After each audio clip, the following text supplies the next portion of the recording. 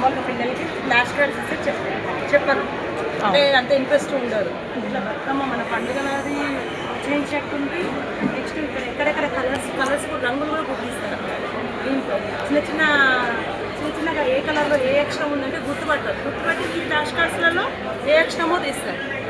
అట్లా ఏ అక్షరాలు ఇక్కడ సపోజ్ తా ఉందనుకోండి, తా ఎక్కడ నుంచి చూపించండి వీడియోస్ ఇస్తుంది. అంటే వాళ్ళకి ఇయ్యము, మామూలు దీని చుట్టూ చేరైనా కానీ గ్రూప్గా చేయగలుగుతారు. దాంతో అక్షరాలు తబలా అనుకోండి, తబలా పేర్చడం, సరళ పదాలు, హల్లులు, అచ్చులు అవన్నీ గుర్తిస్తారు. నెక్స్ట్ దీని చిన్న గేయాలు,